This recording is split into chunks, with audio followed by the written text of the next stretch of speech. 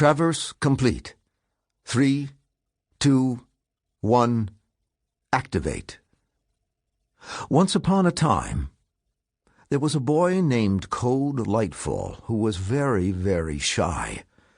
No matter what the situation, Code found that the safest course of action was usually to take no action at all.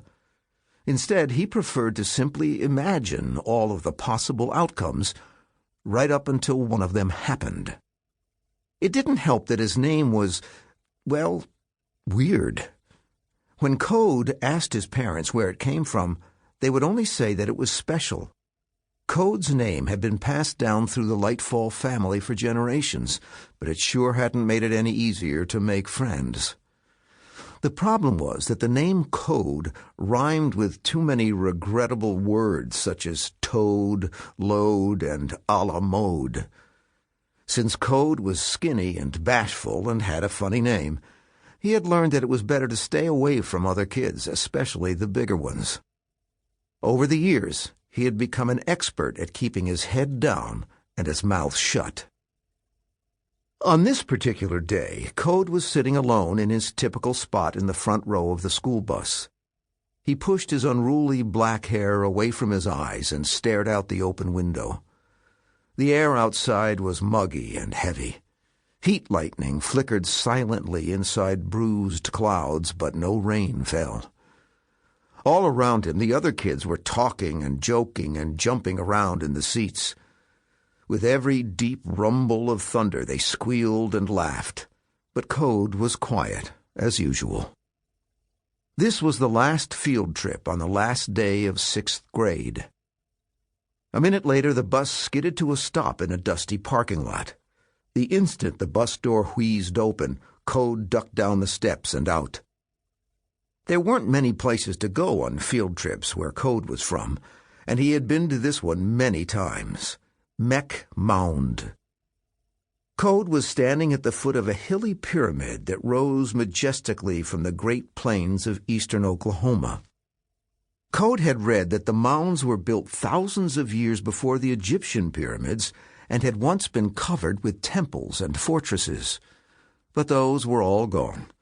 Now Code saw only centuries-old oak trees and waving grass. Mech Mound looked like an emerald green mountain plopped down in the flat middle of nowhere.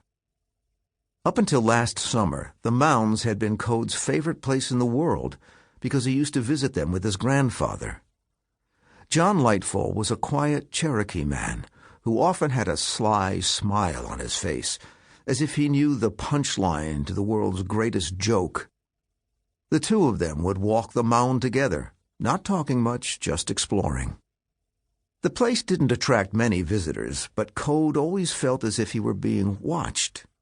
His grandfather used to say that Code was feeling the spirits of their ancestors, lingering on in this ancient place. And then one day last year, John Lightfall visited Mech Mound alone and never came back. The police looked into his disappearance, but they never discovered a thing. John Lightfall was here, and then he was just gone. Now far-off thunder grumbled, and a warm breeze pushed Code's hair into his eyes. A colorful confusion of students piled out of the bus behind him, carrying backpacks and lunchboxes. "A big pile of dirt. How interesting," said Tyler, narrowing his cat-like eyes as he shoved Code out of the way.